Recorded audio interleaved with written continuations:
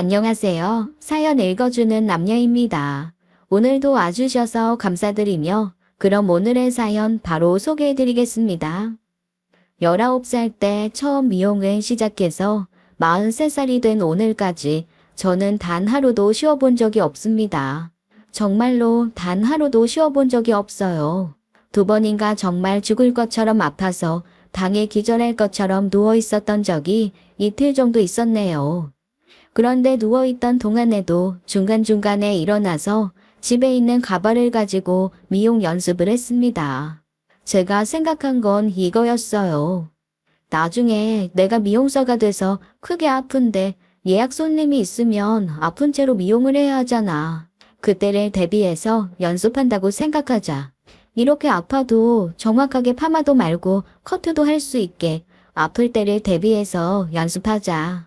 네, 저는 그렇게 생각하고 기침하고 열 때문에 휘청거리면서도 집에서 가발을 만지고 가위를 손에 들고 파마약을 섞었습니다. 참 독했죠. 그런데 독할 수밖에 없었어요. 알코올 중독 아버지는 제가 중학교 때 가정폭력을 휘두르시다가 결국에는 유치장에 가셨고요. 유치장에서 나오신 후로는 소식이 끊겼습니다. 왜냐하면 엄마가 저랑 여동생을 데리고 잠적하다시피 시골로 이사를 가셨거든요. 하지만 엄마도 오래 사시지 못했어요. 아버지한테 너무 맞고 사셔서 골병이 들어 그런가 저 고등학교 2학년 때부터 시름시름 앓으시다가 제가 한참 미용 인턴으로 일을 하고 있을 그때 돌아가셨습니다. 사인은 그냥 경사였어요. 병원에서도 그냥 쇠약해져서 돌아가셨단 말만 할 뿐 딱히 원인을 모르더라고요. 저랑 외할머니는 그저 엄마가 너무 맞아서 몸도 굵고 영양도 제대로 공급받지 못해 시름시름 시들어간 거라고 생각했습니다. 이후로 저는 외할머니랑 둘이 살았어요. 3살 터울 여동생은 가난한 집을 끔찍하게 싫어했고 자꾸 엇나가더니 제가 미용 시작할 무렵 집을 나가 연락을 끊더라고요. 그 후로 1년에 한 번 정도 엄마 기일 즈음에 꽃이나 떡 같은 거 보내고 돈 빌려달라는 연락 몇 번 한 게 전부일 뿐 얼굴 본 지는 벌써 10년이 넘습니다. 외할머니도 제가 25살 때 돌아가셨는데 그래도 그때는 제가 부원장으로 일을 할 때라 외할머니 돌아가시기 전에 제가 파마도 말아드리고 머리도 잘라드릴 수 있었죠. 집에 외할머니 친구들 초대해서 우르르 파마해드리면서 나름 효도라는 것도 해보기는 했습니다. 외할머니가 나중에 저한테 그러셨거든요. 아이고, 우리 손녀 덕에 할미가 머리 곱게 하고 하늘나라 갈 수 있겠다. 우리 손녀 손이 야무져서 파마도 잘 말고 커트도 잘할 테니 야무진 손에 돈이 차곡차곡 쌓일 거야. 이 할미가 하늘나라 갔어도 우리 손녀 더 이상 고생 안 하고 돈이 척척 붙을 수 있게 열심히 할미가 하늘에서 응원할게. 돌아가시기 1년 전부터 할머니는 뭔가 예감이라도 하신 듯 저한테 자꾸만 할머니 죽고 나서 저를 응원하시겠다는 얘기를 계속했습니다. 그때는 그냥 하시는 말씀인 줄 알았는데 뭔가 할머니는 느낌이 있으셨던 모양이에요. 1년 내내 정말로 기도하듯 저를 돌봐주겠다고 하늘에서 꼭 바라보겠다는 얘기를 반복하시더니 정말 1년 정도 후에 주무시면서 돌아가셨습니다. 그렇게 제 나이 25에 저는 온전한 고아가 되었어요. 그때부터는 정말 뒤돌아보지도 않고 일만 했습니다. 오죽하면 서열 강하다는 미용업계에서 선배들조차도 저한테 너 그렇게 하다가는 오래 못 간다, 쉬어야 된다라며 절 걱정해줬고요. 우리가 너를 조금 괴롭히고 싶어도 네가 그렇게 열심히 사니 괴롭힐 마음도 안 난다는 농담을 할 정도로 저는 정말 열심히 살았습니다. 다행히 그렇게 빈번하다는 미용계의 괴롭힘도 없이 저는 좋은 선배들을 만나서 착실하게 미용 기술도 배우고 좋은 기회도 많이 얻게 되었죠. 남들보다 비교적 이른 나이에 가위도 잡았고요. 손님도 만났습니다. 원장님의 배려로 28살 어린 나이에 지점 하나를 맡게 됐어요. 그때부터는 더 열심히 했습니다. 와, 정말로 많을 때는 하루에 5, 60명까지도 머리를 한 것 같아요. 파마도 동시에 두세 명씩 말고 커튼을 쉴 새 없이 했습니다. 아침 7시부터 밤 11시까지 쉬지 않고 일했어요. 중간에는 삼각김밥 한두 개 먹고 때운 적도 있고요. 음료수 대신 미숫가루 같은 거 먹으면서 그걸로 식사를 때운 적도 있었어요. 아, 그렇게 아침부터 손님이 있냐고요? 있죠. 행사나 웨딩머리는 아침에 하잖아요.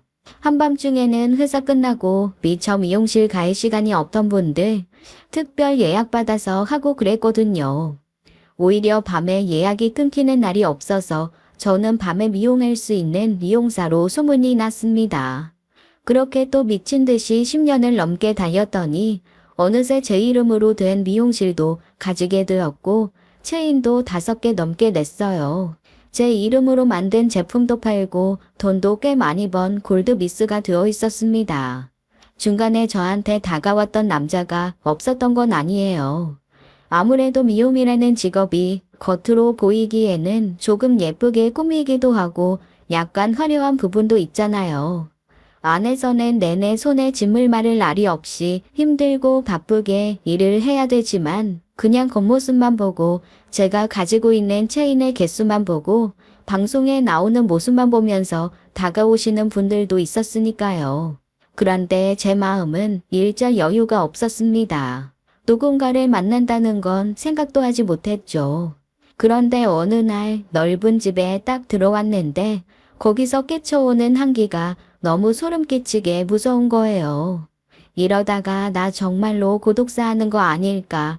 그 전에 없던 공포가 밀려 들어오더라고요. 내 나이 43이 너무 늦은 거 아닐까. 내 나이에 지금 누구를 만나지. 와, 정말 나는 돈만 벌고 건물만 있었지. 인간다운 삶을 살지 못했구나라는 생각이 머릿속을 휘감으며 마음을 서늘하게 만들었습니다. 그 다음부터는 뭘 해도 재미가 없더라고요. 너무 쓸쓸하고 외롭고 그래서 제 밑에서 일하는 인턴 친구들한테 제가 이런 말을 하기 시작했습니다. 있잖아. 무조건 일주일에 하루는 쉬어. 그리고 소개팅도 하고 미팅도 하고 사람도 만나고 연애도 해. 나처럼 늙지 마. 아우 점장님. 저는 점장님처럼 되고 싶어요. 점장님 지금 수백억 부자잖아요. 수백억은 무슨. 그래도요. 점장님처럼 돈 많은 골드미스가 제 꿈이에요. 야, 나 언제 어디서 고독사 해가지고 경찰이랑 소방관이 나 들고 나를지 몰라. 그거 너무 무서워. 내가 진작 연애도 하고 그랬어야 하는데 이게 뭐니? 나 곧 50인데. 점장님, 그럼 소개팅 하실래요? 아우, 내 나이에 무슨 소개팅이야. 나는 자만주야, 자만주. 점장님, 요즘에 자만추 하다가 연애 못해요. 그래도 계기는 만들어야죠. 아우, 됐어. 내가 이 나이에 무슨 창피하게 소개팅을 해? 말은 그렇게 하면서도 내심 그런 생각은 들었습니다. 이거 진짜 소개팅이라도 해야 되나? 자연스러운 만남 추구는 내 나이엔 꿈일 텐데. 억지로 만남 추구라도 해야 되나? 사실 결혼정보회사라도 생각을 안 해본 건 아니었습니다. 그런데 결혼정보회사는 부모도 중요하고 가족관계도 중요하다는데 나 같은 사람도 받아주려나 싶더라고요. 정말 별 생각이 다 들었습니다. 그렇게 심란한 마음을 다잡으며 미용에 열중하던 어느 날 한참 저녁 마지막 손님 파마를 말고 있는데 입구에서 웅성거리는 소리가 들리더라고요. 제가 원래 집중을 하면 다른 걸 잘 못해요. 집중력이 좋아서가 아니라 미용하는 거 외에는 멀티가 잘 안 되거든요. 저한테 직원이 다가오더니 머뭇머뭇거리는 게 뒤늦게 보였습니다. 왜요? 저 원장님, 동생분이시라는데 술에 좀 취하셔서. 순간 무슨 소리인가 싶었습니다. 너무 오래 연락이 끊겨서 저한테 동생이 있다는 것도 잊고 살았거든요.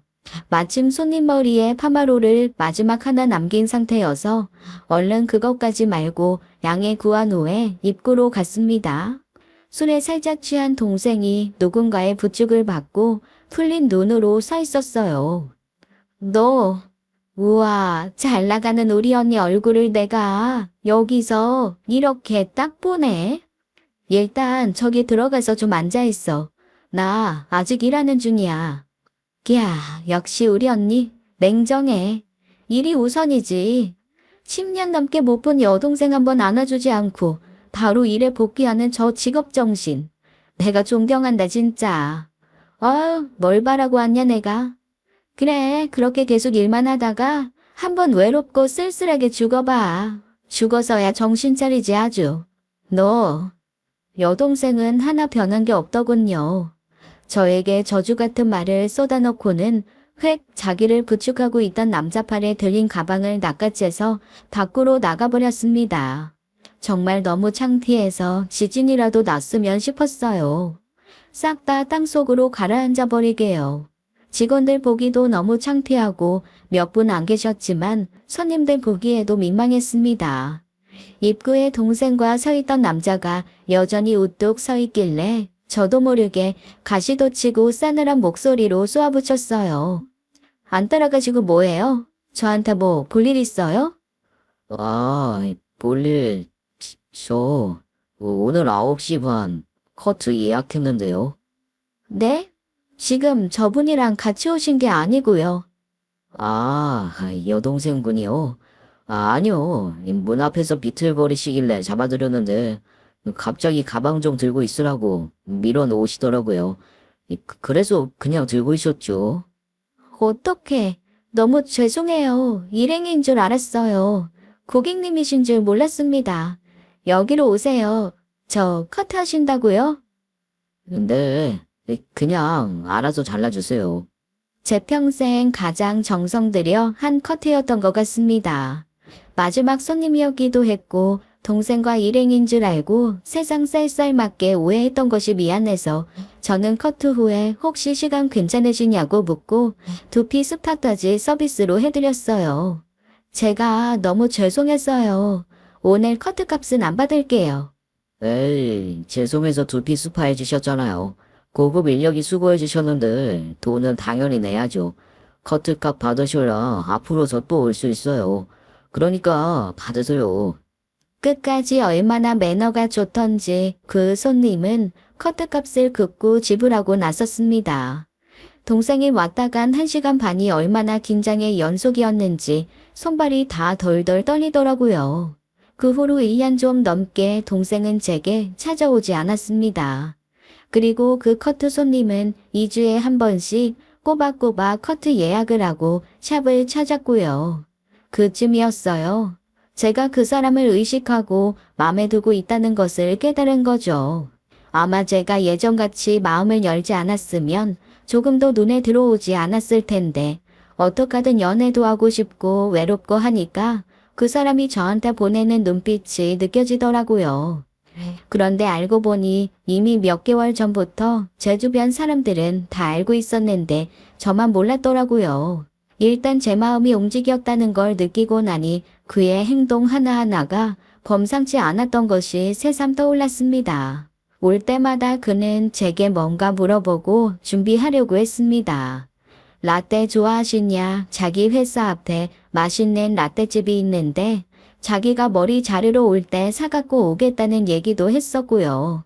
제가 삼각김밥으로 대충 먹는 거 보고 삼각김밥보다는 그래도 주먹밥이 조금 더 건강하지 않겠냐며 자기가 백화점 지하에서 파는 주먹밥 좀 사다 줄 수 있다는 얘기도 한 적이 있습니다. 제가 미숫가루를 식사 대용으로 먹는 걸 보고는 왜 파우치에 물이나 우유 넣고 흔들면 한 끼 식사되는 그런 것들 있잖아요. 그걸 한번 선물해 주신 적도 있었습니다. 그때는 손님한테 선물 받는 게 부담스러워서 극구 거절을 했었는데 억지로 샵에다가 놓고 가셨다고 하더라고요. 그래서 아무 생각 없이 직원들이랑 다 나눠 먹었거든요. 직원들이 그때 그러더라고요. 저 손님 아무래도 우리 원장님 좋아하는 것 같아요. 원래 한 달에 한 번만 해도 되는 커트 자꾸 2번씩 오고 와서 괜히 안 해도 되는 영양펌 이런 거 하고 트리트먼트도 괜히 비싼 돈 주고 받고 아무래도 이상해요. 분명 원장님 만나러 오는 거예요. 그래서 제가 그때는 쓸데없는 소리 하지 말라고 퉁박을 줬었거든요. 그런데 제 마음이 그렇게 한번 호로록 풀어지고 나니까 그 사람이 하는 행동 하나하나가 예사롭지 않게 보이기는 하더라고요. 그래서 어느 날 제가 미친 짓을 했죠. 손님이 와서 또 머리를 자르면서 혹시 좋아하는 음식 있으시냐, 다음에 올 때 자기가 사다 주겠다고 하길래 저도 모르게 그러지 말고 그냥 같이 먹자고 했죠. 그랬더니 그분이 눈이 동그래져서 깜짝 놀란 채로 진짜냐고 묻는 겁니다. 제 주변에서 같이 일 도와주던 직원들도 다들 놀라서 눈이 땡그래지고 손님은 더 놀라고 제가 얼마나 민망했는지요. 하지만 한번 뱉은 말 다시 주워 담을 수 없잖아요. 언제 시간 되실 때 같이 식사하세요. 그날 저희 샵은 난리가 났습니다. 원장님이 드디어 핑크빛 썰매를 시작하기로 했다느니 손님이 10번 찍어 안 넘어가는 나무 없다는 속담을 드디어 우리에게 실현시켜서 보여줬다느니 우리 원장님 10번 찍어서 안 넘어가는 나무가 아니었다. 1년에 찍어야 넘어가는 나무였다느니 정말 못하는 말들이 없더라고요. 그러면서 젊은 친구들이 어찌나 저한테 잔소리를 하는지 립스틱은 무슨 MLB라나 뭐라나 난생 처음 들어보는 무슨 말린 장미 색깔을 발라야 한다는 둥, 불 떠치는 이거 말고 약간 은은하게 은빛 도는 걸 하라는 둥, 자기네들이 메이크업과 헤어를 해주겠다는 둥, 아주 난리 부르스였습니다. 얘들아, 내가 알아서 해. 나 그래도 미용실 원장이야. 너가 설마 나 못 꾸미겠니? 원장님, 원래 중이 제 머리 못 깎는 거예요. 저희가 머리 예쁘게 해드릴게요. 자연스럽게. 우리 자연스러운 드라이 되게 잘해요. 원장님한테 배웠잖아요. 그러면서 긋고 저를 매장 의자에 앉히고 자연스럽게 드라이를 한다. 눈썹을 예쁘게 그린다. 마스카라 말고 속눈썹을 붙이네 어쩌네 난리들을 치더라고요. 어쨌건 그렇게 샵 직원들이 꾸며준 모습을 하고 약속 장소에 나갔습니다. 그런데 참 두근거리기도 하고 설레기도 하고 떨리기도 하고 내가 나이 43세 이게 뭐하는 짓인가 싶으면서도 이제야 이런 기분을 느끼는 스스로에 대한 안타까움도 몰려왔어요. 그리고 그날부터 저는 그 사람과 연애를 시작했습니다. 손님으로 만났던 그는 조용하고 얌전했지만 사석에서 만난 그는 유쾌하기도 하고 눈치도 빠르고 나름 센스도 있더라고요. 어쩜 제가 원하는 걸 그렇게 착착 맞추는지 제 마음은 금방 허물어져 버렸습니다. 많은 남자를 만나본 건 아니었지만 남자가 이렇게 센스가 있고 눈치가 빠르다고 느낀 건 처음이었어요. 저도 나름 손님을 대하는 직업이라 눈치도 빠르고 사람들 사이에서 일어나는 일에 대한 내공도 없는 편은 아니거든요. 그리고 일찍부터 고생을 해서 고난에 대한 근육이 없는 것도 아니고요. 그런데 그런 제가 봐도 이 사람은 너무나 괜찮은 사람이었습니다. 적어도 제 눈에는요. 저한테 그러더라고요. 제가 7살이나 어린 거 알아요? 네, 많이 연하죠. 그런데 어차피 나이 들면 7살 차이 그렇게 큰 거 아니잖아요. 똑같이 일은 늦다고 했을 때 77살이랑 70살이랑 나이 차이 나는 거 별로 못 느낄 거거든요. 사실 이 얘기를 듣고 저는 소름이 돋았습니다. 할머니가 돌아가시기 전에 제가 할머니에게 했던 말이랑 너무 똑같았거든요. 당시에 노인정에서 나이 어린 할아버지가 할머니 좋다고 쫓아다니신 적이 있어요. 그때 할머니가 어린 놈의 시키가 건방지게 노나 넌 본다고 장난스럽게 그러시길래 제가 할머니한테 젊었을 때나 나이차 예민하지 나이 들면 70이나 77이나 거기서 거기라고 그냥 할아버지 마음 받아주라고 했었는데 그 말을 그대로 하는 거예요. 그럴까요? 정말 나이 괜찮아요?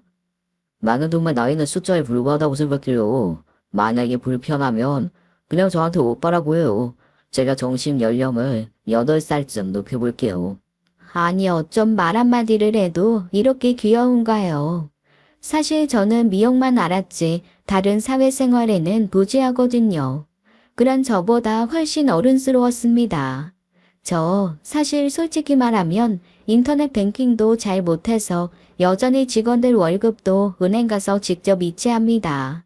저를 몇십 년째 보고 있는 단골 은행이라서 당연하게 해주기는 하지만 사람들이 들으면 다들 안 믿죠. 아니 인터넷 뱅킹에 폰뱅킹이 팽배한 시대에 누가 월급날 아침부터 은행 가서 하나하나 계좌번호 알려주고 돈 보내달라고 하겠어요. 그 정도로 제가 세상 물정을 몰라요. 비행기표 한번 제 돈으로 사본 적이 있나? 지하철을 한번 제대로 제가 타본 적이 있나? 정말로 무식하게 살았거든요. 집도 미용실 본점 위쪽에 있는 단칸 원룸에서 살고 있어서 살림도 없고요. 유일하게 부동산 계약하는 것만 알아요. 하도 가게 계약 때문에 고생을 많이 했어서 부동산 계약하는 거는 누구보다 똘똘하게 하지만 그 외에는 정말 무지하거든요. 그러니 그 남자가 얼마나 제가 봤을 때 이것저것 다 훌륭해 보였겠어요. 제가 볼 땐 척척 박사 이상이었습니다. 그렇게 연애한 지 3개월 정도 지났을 때 그가 저한테 그러더라고요. 나 시간 낭비 더 하고 싶지 않은데. 그냥 우리 결혼할래요? 결혼이요? 우리 결혼해요. 집은 그냥 내가 지금 살고 있는 집으로 들어오고 혼수도 크게 할 필요 없어요. 우리 어머니도 당신 얘기 듣더니 그냥 빨리 엄마 대주고 싶다고 일단 데리고 오래요. 그러니까 우리 결혼해요. 아무 부담 갖지 말고 내가 외조를 잘할 수 있을지 모르겠지만 지금처럼 당신 일에 집중하면서 승승장구할 수 있게 하지만 외롭지 않게 옆에 든든한 버팀목 되어줄게요. 나랑 결혼합시다. 눈물이 나더라고요. 그의 얘기를 듣는데 드디어 외롭고 쓸쓸한 내 인생에 한 줄기 빛이 들어오나 보다라고 생각을 했죠. 그렇게 저희는 만난 지 3개월 만에 결혼 약속을 하고 6개월 만에 결혼을 했습니다. 시어머니는 너무나 세련되고 멋진 분이셨어요. 제가 저희 매장에서 머리를 한번 해드리겠다고 했거든요. 그랬더니 딱 이러시는 거예요. 가족들 들락거리기 시작하면 직원들한테 말 나와. 돈을 받기도 애매하고 안 받기도 애매하잖아. 난 차라리 다른 매장에 가서 제 돈 주고 머리 할래. 우리 며느리가 내 머리 만져주는 거 맘 안쓰러워서 나는 못 본다. 와, 이 얘기를 듣고 전 정말 감동의 도가니였습니다. 보통 제 미용하는 친구들 불만이 그거거든요. 사돈의 팔촌의 친구의 그 친구까지 미용한다고 하면 다들 들러붙어서 할인해달라, 공짜로 해달라, 서비스해달라 조른다는데 저희 시어머니가 그렇게 딱 잘라서 말씀하시는 거 보고 우리 시어머니 진짜 남분이다라는 생각을 하고 감탄을 했습니다. 그래서 제가 억지로 시어머니 집에서 그래도 가장 가까운 저희 지점 50% 할인 쿠폰 하나를 드렸다니까요. 그것도 극구 안 받으시려는 거 제가 어머니 며느리가 그래도 운영하는 회사인데 이 정도는 해드려야 저도 낯이 섭니다라고 제가 읍소하다시피 전해드렸습니다. 어머니, 예단도 아무것도 안 받겠다고 하셨는데 제가 어머니 머리 50%도 못 해드리면 그게 며느리예요? 전에 공짜도 아니고 반값 쿠폰, 단골들 드리는 거 그거 드리는 거예요. 정말 어머니는 뭘 하나도 안 바라시더라고요. 그리고 저한테 이러셨어요. 네 손 그렇게 너덜너덜해져가며 애써 번 돈인데 함부로 쓰지 마라. 결혼한다고 해서 꼭 살림 다 새로 넣고 그렇게 시작해야 된다는 법 없다. 그렇게 함부로 쓰면은 하늘에 계신 너희 할머니랑 부모님 너무 슬퍼하실 거야. 그러니까 돈은 네가 쓰고 싶은데 쓰고 일단 나는 내 아들 결혼시키는 거니 내가 할 수 있는 거 그냥 기쁜 마음으로 해줄게. 내가 내 며느리한테 선물하는 건 내 자유니까. 그러니 보석 2개만 네가 고르고 싶은 거 골라봐라. 그리고 네 살림 사고 싶은 거 있으면 사돼. 무리하지 말고. 나한테 뭐 해줄 거는 생각도 하지 마. 제 주변 사람들은 얘기를 듣고 시어머니가 이 세상 사람이 아니라고 하더라고요. 그런 시어머니는 나라에서 표창을 줘야 된다느니 장한 시어머니상을 줘야 된다느니 부러움의 연속이었습니다. 이때까지 열심히 살아온 복을 시어머니로 다 받는다며 정말 칭찬 일색이었죠. 결혼식 때 시어머니는 한복도 자기 돈으로 해 입으시고 오히려 제 한복을 예쁜 걸로 해주셨어요. 이렇게 말씀하시면서요. 딸내미 들어오는데 내가 한복 한 벌은 해 입혀야지. 정말 제가 몸둘 바를 모르겠더라고요.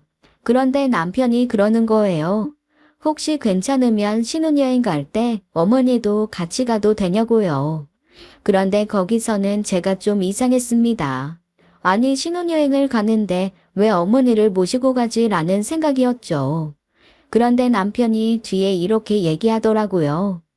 꼭 같은 데로 가자는 게 아니고 우리가 신혼여행 가 있는 동안 엄마도 여행 한번 보내드리자는 얘기였어.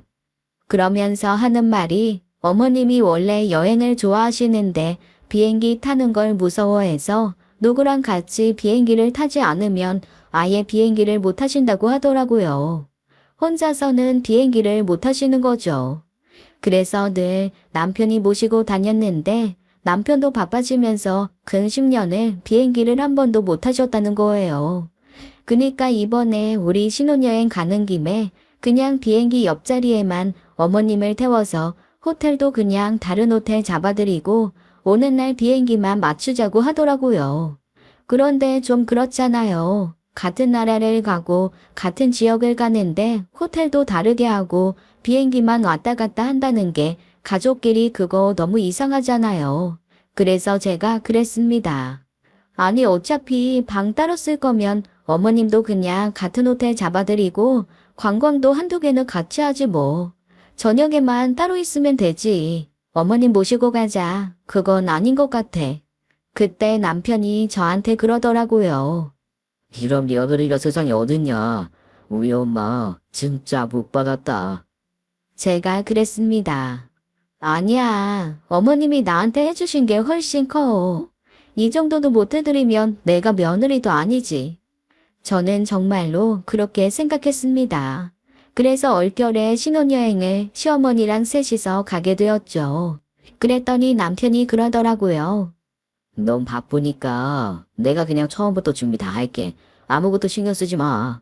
어차피 패키지로 몇 개 관광하는 거 하고 거기에 한두 개만 엄마 참여하고 나머지는 우리끼리 다닐 거야. 엄마랑 우리랑 다른 패키지로 놀 거니까 뭐 한두 개 정도 겹치는 건 상관없지. 상관없어. 호핑 투어 같은 거는 같이 가도 될 것 같고. 섬 투어는 우리끼리 가고 엄마는 뭐 그 시간에 마사지 잡아드리고 그런 식으로 조금 바꾸면 되니까. 뭐 어쨌든 그러면 내가 알아서 할 테니까 아무 신경 쓰지 마. 바쁘잖아. 내가 준비할게. 그 말이 너무 고마웠습니다. 안 그래도 결혼을 앞두고 정말 바빴거든요.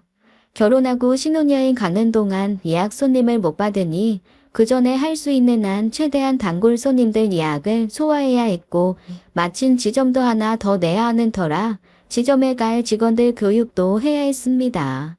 정말 눈코 뜰 새 없이 바빴는데 결혼 준비며 신혼여행 준비며 다 남편이 알아서 해준다고 하니 저는 너무너무 고마울 따름이었어요. 게다가 시어머니도 얼마나 저를 신경을 써주시는지 일 다 끝나고 녹초가 돼서 집에 가면 시어머니가 놓고 가신 반찬이랑 다진 영양제 약 이런 것들이 냉장고에 차곡차곡 쌓여 있을 때가 많았습니다. 그리고 시어머니가 다정하게 쓰신 쪽지도 함께 말이죠. 어떤 거는 냉장고에 있다, 뭐는 냉동실에 넣어놨다, 이 즙은 언제 꼭 챙겨 먹어라, 주먹밥 만들어서 얼려놓은 거는 하나씩 갖고 가서 매장 전자레인지에 데워 먹어라 등등 엄마가 실제로 딸을 챙겨주는 것처럼 그렇게 알뜰살뜰 챙겨주셨습니다. 그래서 저는 늦은 결혼에 늦은 신혼여행이긴 했지만 어머님 모시고 가는 것이 그다지 신경이 쓰이진 않았어요. 이렇게까지 잘 챙겨주시는데 신혼여행 가서 어머님이 저희를 방해하실 것 같진 않았거든요. 어머님도 세상에 이런 며느리 없다. 시어머니 비행기 태워준다고 신혼여행에 시어머니 데리고 가는 며느리가 어딨냐. 내가 정말 복이 많다라며 너무 행복해 하셨습니다. 그리고 저희가 충분히 비용을 내드려도 되는데 시어머니가 먼저 그러시더라고요. 비행기 같이 타주는 것도 고마운데 너희 비행기 값도 내가 내말하고 말이죠. 그래서 저희 신혼여행은 시어머니가 비행기 값까지 다 내주셨습니다. 그렇게 결혼하고 신혼여행 출발하는 날 시어머니는 저희한테 최대한 방해가 안 되려고 멀찍이 떨어져 계시더라고요. 저는 그게 더 죄송하고 마음이 쓰여가지고 어머님을 자꾸 챙겨드리게 됐고 남편은 저한테 굳이 그러지 않아도 된다고 엄마는 혼자서 잘하신다고 자꾸만 저를 말렸습니다. 그래서 저는 비행기에서 그냥 시어머니 옆에 앉아서 손을 꼭 잡아드리는 것만 했죠. 시어머니가 정말로 비행기를 무서워 하시더라고요. 그래도 비행기 내리면서 시어머니가 저한테 그러셨습니다. 아우, 내가 다시 비행기를 탈 수 있을 줄 몰랐어. 그래도 우리 며느리가 이렇게 손잡아주고 하니까 하나도 무섭지 않더라. 고마워. 지금부터는 너희끼리 좋은 시간 보내. 아니에요, 어머님. 어차피 저희랑 호핑 투어는 같이 가세요. 이 사람이 호핑 투어는 저희 셋이 오붓하게 가는 걸로 예약했대요. 사실 호핑 투어는 여럿이 가야 좀 더 싸잖아요. 그래서 제가 그럼 단체로 가는 거냐고 물었더니 남편이 그래도 신혼여행인데 단체로 가는 건 좀 그렇고 셋만 오붓하게 가는 호핑 투어로 예약을 했다는 겁니다. 저는 호핑 투어 정도는 어머님과 함께 가도 별로 무리가 없을 것 같아서 좋다고 했었고요. 신혼여행 첫날 밤이 지나고 다음날 저희는 어머님과 함께 호핑 투어를 떠났습니다. 남편이 예약한 호핑 투어는 개인이 하는 것 같았어요. 인상이 무서운 선장님이 개인 배를 가지고 나오셨더라고요. 근데 보험 같은 거 들어야 하지 않아? 개인이면 그런 거 없지 않나? 아, 이 선장님, 이 지역에서 제일 오래 호핑 투어 가이드 하시던 분인데 작년에 은퇴하신 거래. 포인트도 잘 알고 누구보다 베테랑이라 내가 우리 회사 직원한테 추천받았어. 아, 그런 거 걱정 안 해도 돼. 내가 알아서 다 들었어. 사실 제가 수영을 잘 못하거든요. 워낙 바쁘게 살기도 했고 그런 거 배울 시간도 없어서 구명조끼만 의지해야 합니다. 그래서 처음에는 호핑 투어도 하고 싶지 않다고 했는데 남편이 바다 좋은 나라 가서 호핑을 안 하면 의미가 없다고 구명조끼만 있으면 절대적으로 안전하다고 하도 그래서 하자고 했습니다. 배는 꽤 멀리까지 나가더라고요. 바다라는 게 공포스러운 것이 동서남북을 모른다는 거겠죠. 저는 그렇습니다. 아주 어렸을 때 부모님이 그래도 잠시 사이가 좋았던 시절 동해바다를 한번 놀러 간 적이 있어요. 고무튜브를 빌려서 바다에 둥둥 떠서 놀고 있는데 어느 순간 사람들이 안 보이고 부표 옆에서 제가 파도에 밀려가고 있더라고요.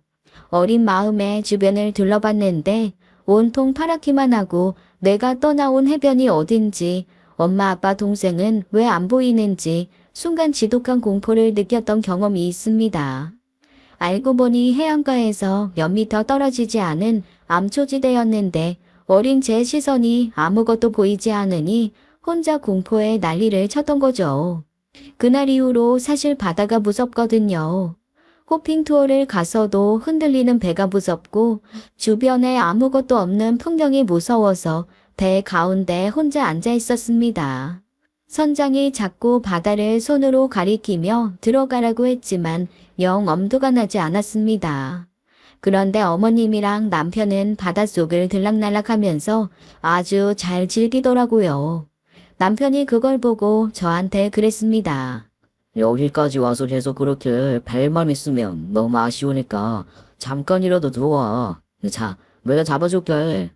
예, 어차피 조끼 때문에 둥둥 뜨고 얼굴만 살짝 넣어도 신세계가 펼쳐진다. 그 말에 간신히 용기를 내서 바다로 내려갔습니다. 솔직히 너무 무섭더라고요. 특히 바다에 넘실거리는 느낌이 별로 기분이 좋지 않았어요. 하지만 남편이 계속 바다를 즐겨보라며 저를 잘 끌어주었고 천천히 바닷속으로 고개를 집어 넣었습니다. 세상에 텔레비전에서만 보던 신세계가 정말 거기에 펼쳐져 있더라고요. 어찌나 파랗고 투명한지 안에서 논이는 물고기에 해초들, 깊은 곳에 가라앉은 오래된 배까지 모든 것이 신기하고 신비로웠습니다. 햇빛이 등을 따스하게 데워주니 물도 차가운 걸 모르겠더라고요. 오히려 배에 있을 때보다 훨씬 더 몸도 따뜻하고 어딘지 모르게 아늑했습니다. 입에 문 호스 때문에 숨 쉬는 것도 불편하지 않으니 어느새 저는 바닷속의 신비한 광경에 정신이 팔려 혼자 여기저기 돌아다니며 정신없이 구경을 했어요. 난생 처음 보는 광경에 넋을 잃은 거죠. 그렇게 한참을 보다가 바다 밖으로 나왔는데 어라, 아무도 없는 거예요. 어쩐지 뭔가 부릉부릉 하는 소리가 들려서 저는 배가 살짝 움직이는 줄만 알았거든요. 그런데 아무리 찾아도 주변에 배가 없었습니다. 너무 당황했어요. 그 망망대해에 저 혼자 둥둥 떠 있는데 갑자기 공포가 밀려오더라고요. 어렸을 때 느꼈던 공포가 고스란히 다시 몰려왔습니다. 주변을 아무리 둘러봐도 배도 없고 남편도 시어머니도 안 보였어요. 순간 오만 생각이 다 들었습니다. 아까 부릉부릉하는 소리가 혹시 배가 잘못된 거였나? 그렇다면 왜 나를 안 불렀지? 내가 바닷속에 있어서 저 소리를 못 들었나? 대체 이게 무슨 일이야? 너무나 당황한 저는 바다에 뜬 채로 팔다리를 허우적거리기 시작했습니다. 아무리 구명조끼를 입었다 치지만 바다에 익숙하지 않은 제가 허우적거리니까 자꾸 입 안으로 물이 들어오더라고요. 입에 물이 들어오니 공포심은 더 커지고 공포가 커질수록 팔다리는 더 빠르게 허우적대기 시작했죠. 숨을 헐떡이게 되니 물은 점점 더 입으로 많이 들어오고 악순환이 시작되었습니다. 꽤 먼 바다로 나온 탓에 주변에는 아무것도 없었고 정말 눈물밖에 나오지 않더라고요. 대체 이게 무슨 상황인지 판단도 안 되고 배멀미할까봐 뭔가 먹지도 않아서 허기가 찾아오면서 동시에 그렇게 예뻤던 바닷속 물고기들은 어느샌가 저를 공격할지도 모른다는 공포의 대상이 됐습니다. 해가 지기 시작하면서 공포는 극에 달했어요. 그늘이 지자마자 물에 들어간 몸은 점점 차가워졌습니다. 어떻게든 몸을 움직여서 온기를 발생시켰어야 했는데 혼자서 헤엄을 치다가 혹시 저를 구하러 왔을 때 찾지 못할까봐 제자리에서 팔다리만 허우적거렸어요. 어디론가 가지도 못하고 계속 그 자리에 최대한 머물러 있으려고 엄청 애를 썼지만 파도에 쓸려서 제가 어디론가 흘러갔던 모양이더라고요. 아니면 물의 높이나 깊이가 달라지면서 안 보이던 게 나타났을 수도 있죠. 아주 작은 정말 간신히 엉덩이 붙이고 달 붙일 정도의 우리나라 갯바위 같은 암초 있잖아요. 그런 게 조금 튀어나온 곳이 보였습니다. 간신히 그 위에 올라가서 물 위에서 벗어났어요. 그나마도 파도가 세게 치면 몸이 젖겠지만 일단 물 밖으로 빠져나왔다는 것 자체가 한숨 돌리겠더라고요. 게다가 고맙게도 뾰족하기만 한 게 아니라 좀 평평하게 깎인 부분도 있어서 거기에 앉아 일단 한숨을 돌렸습니다. 아무리 주변을 둘러봐도 바다밖에 보이지 않았어요. 너무 막막해서 기절할 것 같았지만 여기서 기절했다가는 정말로 죽을 것 같아서 정신을 똑바로 차리기 위해 계속 저를 꼬집고 끊임없이 구구단을 외웠습니다.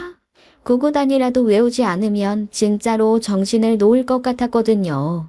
그렇게 밤이 오고 어둑해지고 다시 아침이 되었지만 역시 아무 곳에서도 저를 찾는 사람이 없었습니다.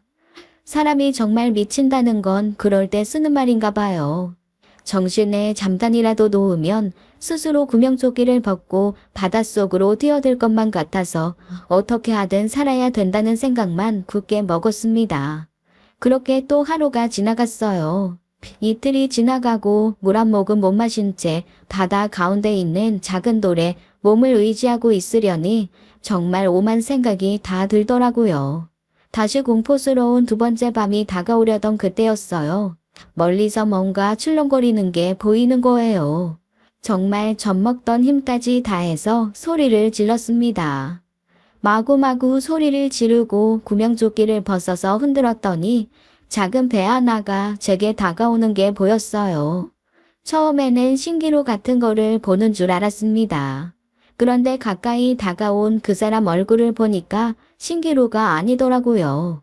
세상에 그 사람은 마치 귀신을 본 듯한 눈으로 저를 보면서 못 알아들을 말로 막 시끄럽게 저에게 무엇라고 말을 했습니다. 한마디도 알아들을 수 없었지만 분명히 대체 여기 왜 이러고 있는 거냐, 너는 누구냐 이런 느낌이더라고요. 보니까 아주 작은 배에 고기 몇 마리가 있는 걸로 봐서 근처에서 고기를 잡고 돌아가던 어부인 것 같았습니다. 저는 눈물밖에 나오지 않았어요. 만약 해적이나 인신매매범이었더라도 그 배를 탔겠지만 순박한 어부가 나타났다는 자체에 이틀간의 모든 긴장이 다 풀리는 느낌이었습니다. 이제 살았다는 안도감과 함께 이 사람에게 의지해야 하는 제 신세가 너무 서러웠어요. 그렇게 펑펑 울고 있었더니 그 사람이 너무 당황하며 자기가 잡았던 물고기를 바다로 다 던져놓고 저한테 자리를 마련해 주더라고요. 제가 한국말로 육지까지만 가면 어떻게든 보상해 드릴게요 했지만 그 말이 통할 리가 있나요? 그 사람이 얼른 일단 배에 타라는 신호를 했습니다. 기억나는 거라고는 호텔 이름밖에 없어서 호텔 이름을 얘기했더니 그가 고개를 끄덕이더라고요. 그러면서 뭔가 손으로 길게 뻗었다가 도리질을 했다가 하늘을 가리켰다가 하는데 무슨 말인지 하나도 알아들을 수가 없었습니다. 하지만 그가 배를 댄 작은 섬에 도착하고 나서야 그 말이 무슨 말인지 어렴풋이 이해할 수 있었어요. 제가 묵고 있던 호텔이 있는 섬은 여기서 그 배로 갈 수 없을 만큼 멀리 있었던 겁니다. 하긴 보통 호핑 투어는 2~30분 내외 바다로 간다고 알고 있었는데 저는 2시간 반을 배를 탔거든요. 속으로 이 시간이면 부산에서 후쿠오카도 갔을 시간인데 이렇게까지 멀리 나오나 하고 생각을 했었으니까요. 남편한테 원래 이렇게 멀리 나오냐고 했을 때 그는 선장님만 알고 있는 프라이빗한 곳으로 데리고 가는 거라고 이거 특혜라고 했었고 저는 그 말을 믿었습니다. 저를 구해준 어부는 자기 집으로 저를 데리고 갔어요. 그리고 생선 비린내가 가득한 수프를 한 그릇 떠주더라고요. 평소 같으면 절대 먹지 못했을 비린내 가득한 스프가 어찌나 맛있던지요. 제가 허겁지겁 한 그릇을 다 비우자 그가 그렇게 썩은 이를 보이며 씩 웃는데 제 눈에는 그 얼굴이 영화 배우, 모델, 탤런트 다 합친 것보다 잘생겨 보였습니다. 말이 통하지 않아 손짓발짓을 섞어 소통했지만 그는 생각보다 눈치가 빨랐고 저 역시 눈치가 없는 건 아니어서 꽤 많은 정보를 주고받았어요. 제가 묵은 호텔에 있는 그 섬은 여기서 배로 40분 정도를 가야 하고 내일 아침 10시에 그 섬으로 가는 큰 배가 떠나는데 그걸 타고 갈 수 있게 해주겠다는 거였습니다. 그러면서 한쪽 구석을 가리키며 저기서 자라고 하더라고요. 자기는 밖에서 자면 된다고 말이죠. 제가 뭐라 할 새도 없이 그는 저한테 이불인지 거적인지 모를 천조각을 하나 주고 쿨하게 밖으로 나가 나무에 매달린 해먹 위로 올라가 누웠습니다. 잠이 올 것 같지 않았지만 자라고 하니 일단 그 구석에 누웠어요. 그런데 웬걸 머리를 대자마자 긴장이 풀렸는지 골아 떨어졌나 봐요. 그 선장이 저를 흔들어 깨울 때까지 한 번도 깨지 않고 아주 깊이 잤거든요. 그는 아침에 망고 하나를 까서 절 먹게 하더니 큰 천을 하나 주면서 두르라고 하더라고요. 하긴 정신 차리고 보니 신혼여행 때 입겠다고 큰맘 먹고 산 비키니 차림이었습니다. 그가 준 천으로 이집트 석상처럼 몸을 가리고 그 위에 구명조끼를 입어 천을 고정했어요. 그리고 선장을 따라 선착장으로 갔습니다. 선착장에 도착해서 큰 배의 선장에게 그 사람이 뭐라고 말을 하니 큰 배의 선장도 깜짝 놀란 얼굴로 저한테 고개를 설레설레 하더라고요. 배를 타기 전 저는 이 섬의 이름을 물어보고 저를 구해준 선장의 이름도 물었습니다. 그가 웃으며 안 가르쳐 주길래 손에 있던 다이아 결혼 반지를 빼서 쥐어줬어요. 깜짝 놀라며 고개를 마구 젓는 그 사람에게 Thank you, this is real 다이아 라고 또박또박 말하고 억지로 반지를 쥐어줬어요. 그렇게 저는 거의 이틀 반 만에 호텔로 돌아왔습니다. 호텔에 돌아왔더니 호텔 프론트 직원이 너무나 깜짝 놀라면서 저한테 그러는 거예요. 제가 영어가 짧아서 다 알아듣지는 못했지만 제 남편이 와서 체크아웃을 했고 아내는 먼저 떠났으니 아내의 짐은 자기가 가져가겠다라고 일제히 짐을 챙겨서 호텔을 나갔다는 겁니다. 그래서 자기는 너희가 싸운 줄 알았다. 대체 어떻게 된 거냐고 하더라고요. 저는 우선 한국어가 되는 매니저를 불러달라고 했습니다. 그리고 경찰도 불러달라고 했죠. 워낙 한국인이 많이 오는 호텔이다 보니 한국인 매니저가 있더라고요. 놀라서 달려나온 매니저에게 저는 자초지종을 말했습니다. 아무래도 저를 일부러 버리고 간 것 같아요. 저는 그 선장을 반드시 찾아야 하고 한국으로 돌아갈 방법도 찾아야 됩니다. 손님, 정말 많이 놀라셨죠? 일단 경찰 불러드릴게요. 그리고 옆에서 통역도 끝까지 도와드리겠습니다. 대사관 연락도 제가 대신할게요. 혹시 그날 CCTV를 볼 수 있나요? 저는 매니저의 도움으로 CCTV를 볼 수 있었습니다. 남편과 시어머니는 허둥지둥 호텔로 들어와 30분쯤 뒤에 짐을 모두 챙겨 나가더군요. 그리고 호텔 로비에서 기다리고 있던 선장에게 두툼한 봉투를 건네주었습니다. 곧 경찰이 왔고 저는 마지막 남은 미련에 혹시 실종신고가 된 곳이 있냐고 물었어요. 경찰이 고개를 젓더라고요. 제가 바보죠. 그쯤 됐으면 남편이 이상하다는 걸 눈치챘어야 하는데 그때까지만 해도 일단 호텔에서 벗어나 경찰이나 대사관에게 도움을 청해 나를 찾으려고 하는 게 아닐까 하는 생각을 했습니다. 그런데 이후에 만난 대사관 직원에게 물어봐도 그런 실종신고가 들어온 건 없다고 했어요. 그제야 제 의심은 확신이 되어 머리부터 발끝까지 관통했습니다. 그 두 사람이 꾸민 일이었어요. 저는 호텔에서 찍힌 CCTV를 확보하고 임시 여권을 발급받았습니다. 그리고 제가 입고 있던 구명조끼를 증거물로 해서 배를 몰았던 선장을 찾았어요. 생각보다 선장은 가까운 데 있었습니다. 바로 옆에 섬에서 불법 도박장을 운영하는 현지인 매니저더군요. 경찰에 잡혀온 그는 저를 보고 놀라면서 뭐라고 소리를 질렀습니다. 옆에 있던 호텔 매니저가 통역을 해줬는데 자기는 잘못이 없다. 내가 한국의 범죄자라 여기에서 아무도 모르게 처단하려고 했다는 얘기를 들었다는 겁니다. 어이가 없었죠. 경찰과 대사관에서는 이건 청부살인이니 심각하게 한국 경찰의 협조를 받아야 하는 사건이라고 했습니다. 그래서 저는 일단 이 사람들이 제가 살아있는 걸 알면 한국의 저와 관련된 것들 중 많은 것이 위험에 빠지거나 어려워지니 일단 제가 귀국한 후 신변 보호부터 시작해서 차근차근 진행해달라고 부탁했어요. 다행히 대사관 직원분이 제 말을 10분 100분 이해해 주시더라고요. 그래서 저는 아무에게도 연락하지 않고 대사관의 도움을 받아 한국으로 귀국을 했습니다. 귀국하자마자 바로 제가 운영하던 샵으로 걸음을 옮겼어요. 샵에 도착했더니 직원들이 퉁퉁 부은 눈으로 저를 보면서 기절하게 놀라는 거예요. 그래서 제가 왜 그러냐고 물었죠. 그랬더니 남편이 어제 와서 제가 필리핀에서 실종이 됐고 시신도 찾지 못했다며 앞으로 제가 가지고 있던 모든 사업체는 본인이 운영할 건데 매장을 정리할 수도 있고 아니면 다른 사람에게 팔 수도 있다는 얘기를 했다는 겁니다. 그러니 다들 마음의 준비를 하라고 했다는 거죠. 저는 진짜 너무 어이가 없어서 일단 제 본점 직원들한테만 사실을 얘기했습니다. 본점 직원들은 다들 저랑 10년 이상 함께해온 가족 같은 사람들이거든요. 다들 내가 살아 돌아왔다는 거 꼭 비밀로 해줘. 나 아무래도 사기 결혼에 걸린 것 같아. 내가 이 사람을 제대로 벌을 주기 위해서는 내가 살아 돌아왔다는 걸 끝까지 숨겨줘야 돼.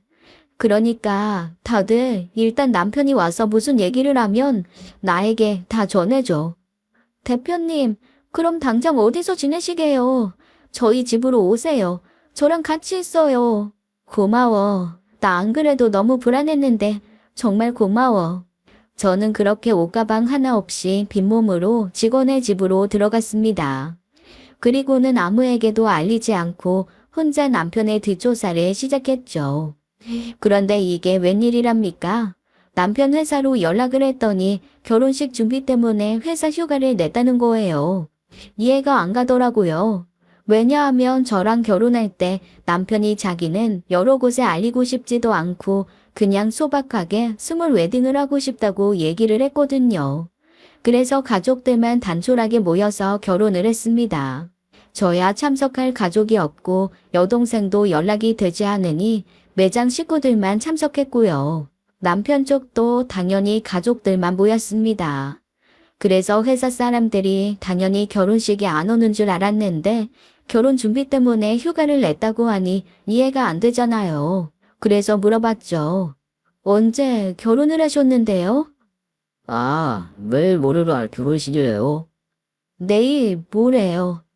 나랑 일주일 전에 결혼한 건 뭐고 3일 뒤에 결혼한다는 건 또 뭔지 이건 분명 뭔가가 있다는 게 분명했습니다. 아, 맞다. 내일 모레죠? 아, 제가 사실 청첩장을 받았는데 잊어버렸지 뭐예요.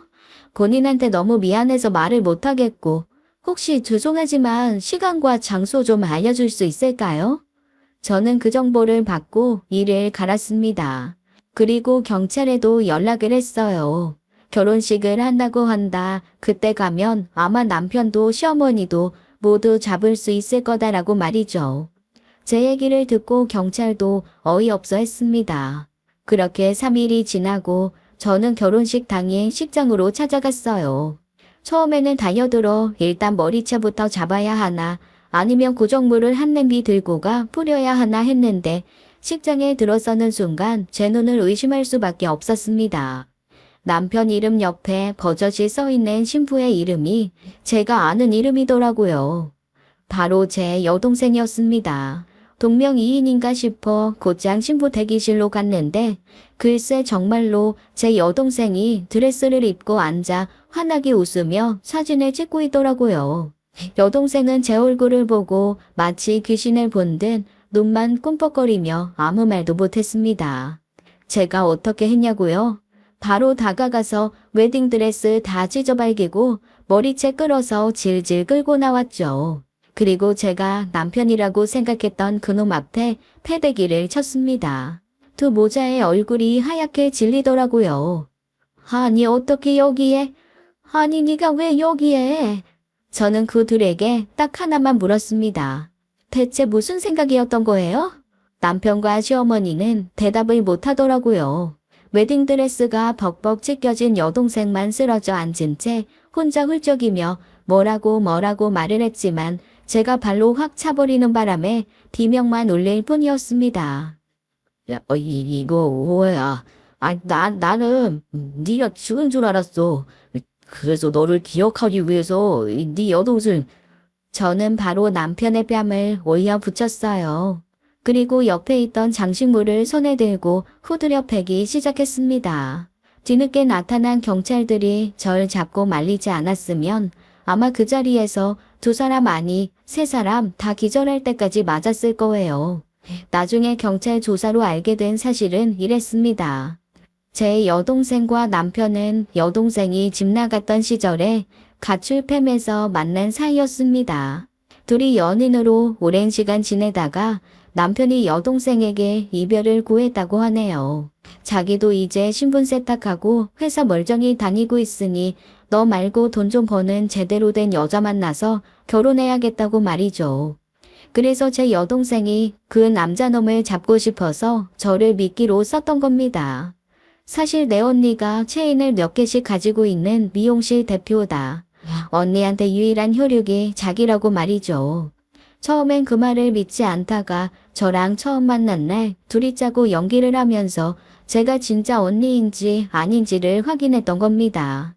그리고 저한테 계속 머리를 자르러 오면서 정말로 여동생이 있다는 것, 제가 재산이 많다는 것, 체인도 다 직영이 아니라 제가 소유하고 있고 월급 원장으로 운영하는 알짜배기라는 것을 알게 된 거죠.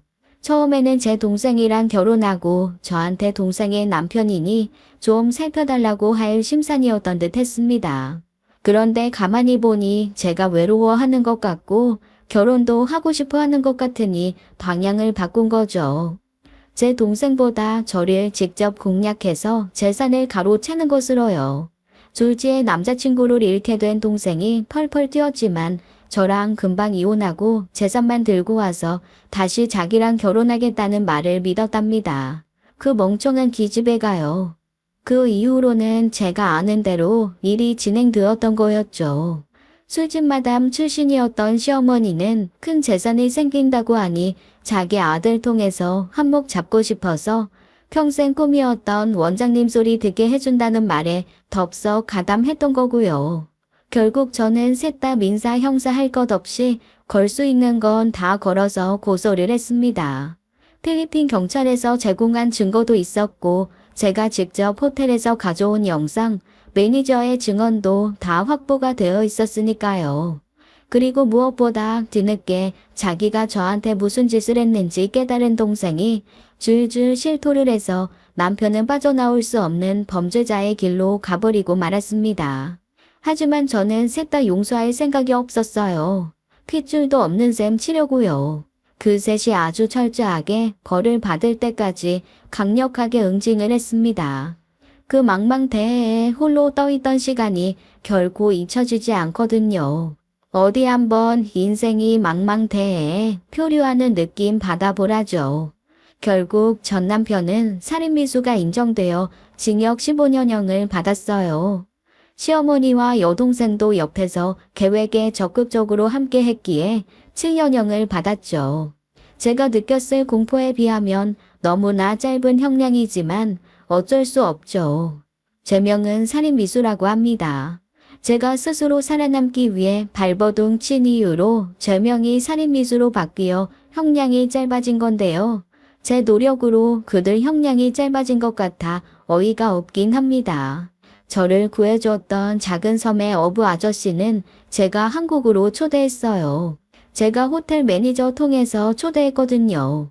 제 반지 팔아서 꽤 번듯한 집으로 이사하셨고 제가 무사하다는 얘기에 눈물까지 흘리며 기뻐했다는 얘기를 들었거든요. 그런 사람이 가족이죠. 한국에서 아주 풀코스로 제대로 관광시켜드리고 좋은 선물도 해드렸습니다. 저는 앞으로 정말 똑똑하게 진짜 제 편이 누구인지 살피고 살 겁니다. 다시는 그런 연놈에게 당하지 않을 거예요. 지금까지 사연 읽어주는 남녀였습니다. 끝까지 함께 해주신 여러분 감사드리며 저희는 다음 사연으로 돌아올게요. 감사합니다.